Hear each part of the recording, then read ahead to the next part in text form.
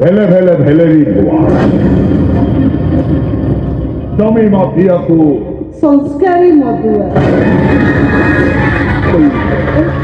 ପାଠ ଶୁଣୁ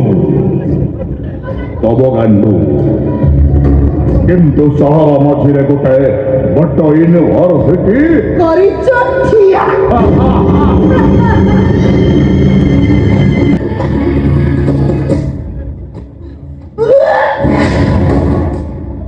ଦେଖନ୍ତୁ ଅଙ୍କଲ ଦେଖନ୍ତୁ ୟା ପରେ ଆପଣ କୁହନ୍ତୁ ମୁଁ ସଂସ୍କାରୀ ମଧୁଆ ହେଲେ ବି ସଂସ୍କାରରୁ ବାହାରି ତାପରୁ ହାତ ଉଠେଇ ଠିକ କରିଛି ନା ଭୁଲ କରିଛି ତମାନେ ସୌମ୍ୟ ପାଇଁ ଅର୍ଚିତା ମୁଁ କହିବି ସବୁ ଭୁଲ ହେଇ ଅର୍ଚିତାର ତୁ ଝିଅ ପିଲାଟା ନିଜ ସୀମା ଭିତରେ ରହିବା ଦରକାର ସୌମ୍ୟ ସହିତ ମିଳାମିଶା କରିବା କ'ଣ ଦରକାର ସେଇଥିପାଇଁ ତାକୁ ବାଡ଼େଇ ବାଡ଼େଇ ଅଙ୍କଲଙ୍କ ପାଖକୁ ଆଣିଥିଲି କିନ୍ତୁ ମୁଁ କହିବି ସବୁ ଭୁଲ ହଉଛି ଅଙ୍କଲଙ୍କର ଦାଦିଙ୍କର କ'ଣ ଭୁଲ ଜାଣିପାରୁନ ନା ତମ ଦାଦି ଅର୍ଚିତାକୁ ବୋହୁ କରିବାକୁ ହଁ କରିପାରୁଛି ନା ଏ ଦି ଜଣ ସଂସ୍କାରରୁ ବାହାରି ଏମିତି ବେସଂସ୍କାରୀ କାମ କଲେ এই সময়କୁ ପୋଲିସ ଆରେଷ୍ଟ କରି ନେଇଗଲାଣି ଯଦି ଥାନାରୁ ଜେଲରୁ ହାଜତରୁ 12 ବର୍ଷ ଭିତରକୁ କରିଦିଏ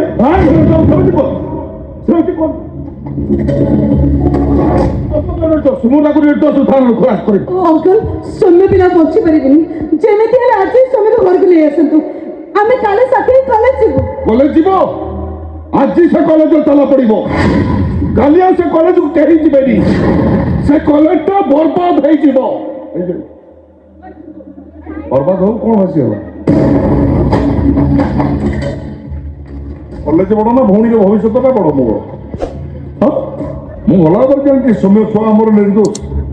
ସେ ଶାଳି ପୋଲିସ ବାଲି ପ୍ରମୋସନ ଲୋଭରେ ଏସବୁ କାମ କରୁଛି ଏ ଭେଲେରି ଆଜ୍ଞା ଏ ଥାନା ଫାଣ୍ଡି କୋର୍ଟ କଚେରୀ ବାରାଣ୍ଡାକୁ ଏ ଜଗଦେବରାୟ ତା ଜୀବନରେ କେଉଁ ଯାଇନି ମୁଁ ଜାଣି ତମର କିଛି ତ ଜ୍ଞାନ ଥିବ ତମର କିଛି ବାଟ ବାହାର କର ଯେମିତି ମୋ ସୌମ୍ୟ ଥାନାରୁ ହାଜତ କରାଯାଇ ଘରକୁ ଫେରିବ ଏଠି ଗୋଟେ ରାସ୍ତା ବାହାର କର ଅଛି ରାସ୍ତା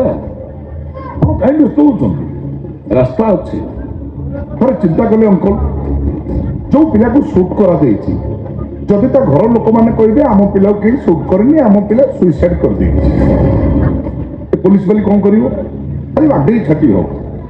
ଶେଷରେ ଜୋକ ମୁହଁରେ ଲୁଣ ଦେଲା ପରେ ସୌମ୍ୟ ହାତରୁ ହ୍ୟାଣ୍ଡକପ୍ ଖୋଲି ଆମ ସହ ଘରକୁ ପଠେଇ ଦେବ ରେଡି ଭାଇ ଠିକ କଥା କହିଛନ୍ତି ଆମେ ତ ଗରିବ ଲୋକଙ୍କୁ ଦେଖା କରିବା ତାଙ୍କ ସହିତ ଆଲୋଚନା କରିବା ଆରେ କୋନା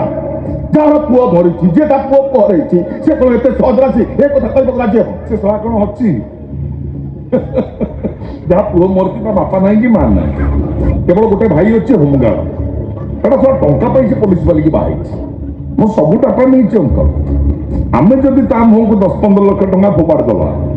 ତାହେଲେ ଏଇ 50 ଲକ୍ଷ କୋଟି ମୁଁ ଆପଣଙ୍କୁ 2 କୋଟି ଦେବି ଯେତେ ଯାହା ହେଲେ ମୋ ଭଉଣୀର ଭବିଷ୍ୟତ ନା ଭାଇ ସେ ଲେଡି ଅଫିସର ସେ ହୋମଗାର୍ଡକୁ ବାହା ହେଇଛି ସେ ଗୋଟେ ସ୍ତ୍ରୀ କଥା ବାହାରିଯିବ ଓକେ ଗୋଟେ ଖାଇକିନା ତ କର୍ଣ୍ଣମୂଳି ଫଟେଇଦେବି ଗୋଟେ ବଡ଼ ବଡ଼ ଲୋକ କଥା ତୁ ଛୁଆଟା କାହିଁ ମଝିରେ ବସି ହେଉଛୁ ହଁ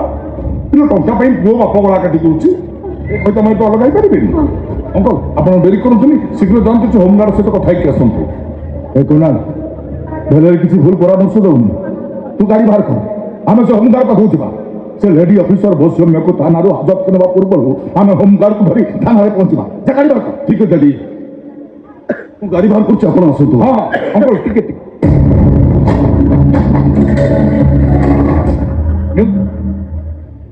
କରନ୍ତୁ 50 ଲକ୍ଷ ଅଛି ଆଡଭାନ୍ସ କେବେ ଆସିବ ଆପଣ ଭାବୁଛନ୍ତି କି ମୁଁ କାହିଁକି ଦେଉଛି କି କଥା ମୋ ଭଉଣୀର ଭବିଷ୍ୟତ 50 ଲକ୍ଷ 50 କୋଟି ଯାଇ ମୁଁ ପଳେଇବି କିଛି ଚିନ୍ତା ନାହିଁ ଆପଣ ଯାଆନ୍ତୁ ସେ ହୋମଗାର୍ଡ ସହିତ କଥା ହେଇକି ଆସନ୍ତୁ ଠିକ ଅଛି ମୁଁ ଆସୁଛି ହେ ମା ଅଛି ତାକୁ ଦେବ ବ୍ୟସ୍ତ ନାହିଁ ମୁଁ ଯାଉଛି ମାନେ ସୌମ୍ୟକୁ ସାଙ୍ଗେ ଧରେ ଘରକୁ କରିବି ଆଜ୍ଞା ଅଙ୍କଲ ଆଜ୍ଞା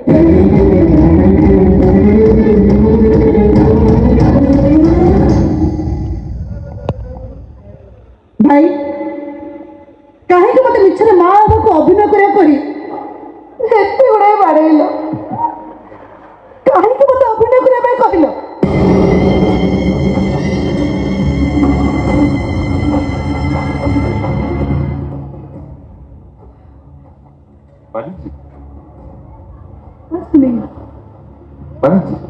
ଏଇଠି ଯୋଉ ମାସ ହେଲା ବୁଝିଲେନି ମିଛରେ ତୁ ଏଡ଼େ ଗାଲେଇ ହେଲୁ ମୁଁ ସଂସ୍କାରୀ ମଧୁଆ ମାପରେ ମାରିବି ଗୋଟାଏ ବାଜିବ ମିଛରେ ବାଡ଼େଇଥିଲି ସତରେ ବାଡ଼େଇବି ଦେଖିବୁ ଏଇଟା ସେ ଟଙ୍କା ଆମେ କାହିଁକି ନେଇକି ଆସିଥିଲେ ସେ ଲେଡି ପୋଲିସ ବାଲିକି ଦେବା ପାଇଁ ସେ ବା ତା ପୂର୍ବରୁ ସୌମ୍ୟକୁ ଆରେଷ୍ଟ କରି ନେଇଗଲାଣି। ଥରେ ଚିନ୍ତା କଲୁ ଯଦି ସୌମ୍ୟକୁ ନେଇ ଥାନାରେ ପିଟାପିଟି କରେ ଆଉ ମାଡ଼ ଭୟରେ ଯଦି ସୌମ୍ୟ ସବୁ ସତ କଥା କହିଦିଏ ମାନେ ରିଭଲଭରଟା ସିଏ ଆଣିଥିଲା ତୁ ତା ହାତରୁ ଛଡେଇ ଆଣିକି ସୁଟ୍ କଲୁ। ସୌମ୍ୟ ଯଦି ମାଡ଼ ପରେ ସତ କଥା କହିଦିଏ ତାହେଲେ ମୁଁ ତ ଆରେଷ୍ଟ ହେଇଯିବି। ତୁ ଆରେଷ୍ଟ ହେଇଯିବାଟା ମୋ ପାଇଁ ବଡ ନୁହଁ, ମୋ ପାଇଁ ବଡ ହଉଛି ମୋ କଲେଜ। ତମେ ସବୁ ଜେଲକୁ ଯାଅ ମୋର ଦୁଃଖ ନାହିଁ, କିନ୍ତୁ ମୋ କଲେଜ ସେମିତି ଛିଡା ହୋଇ ରହିବା ଦରକାର କାହିଁକି ନା ମୋ ପାଇଁ ବଡ ହଉଛି ମୋ କଲେଜ। କଲେଜ ଯଦି ବଡ ସେଦିନ ସେ ନାଚ ମାଷ୍ଟରାଣୀ ବାହା ହେବା ପାଇଁ ରାଜି ହେଲେ କହିଲ କଲେଜଟା ତା ନାଁରେ କରିଦବ। ହ୍ୟାଲୋ ହୁଣ୍ଡି, ତୋ ଭାଇର ସେଇ କଲେଜଟା ଅଛି ବୋଲି ସେ ନାଚ ମାଷ୍ଟରାଣୀ ତୋ ଭାଇକି ଡାକି ନେଇ ତା ଘର ଯାଇ ତା ମା ସହ କଥା କରେଇଲା, ନହେଲେ ତୋ ଭାଇ ଯୋଉ ଗଣ୍ଡ ମୂର୍ଖ ଚାଲାନ ଚୋର ଗବ ଗାଣ୍ଡୁ କିଏ ଝିଅ ଦେବେ ଭାଇ ତୋ ଭାଇ ଭେଲେ ଭେଲେ ଭେଲେରି ଜମି ମାଫିଆକୁ ସଂସ୍କାରୀ ମଧୁଆ।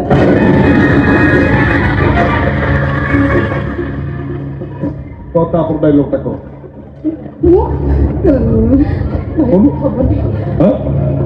ହବନି ହାତ ମାରି ଦଉଛୁ ଭୁଆ ଡାଇଲଗ ହାତ ମାରୁଛୁ। ଶୁଣିଲୁ ଇନଷ୍ଟାରେ ସେ କଣ କହୁଛି ଭେଲେ ଭେଲେ ଭେଲେରି ସାଡୁ କହିବିନି ପାଠ ଶୁଣୁ ତବ ଗାଣ୍ଡୁ କିନ୍ତୁ ସହର ମଝିରେ ଗୋଟାଏ ବଡ ୟୁନିଭର୍ସିଟି କରିଛ ଠିଆ।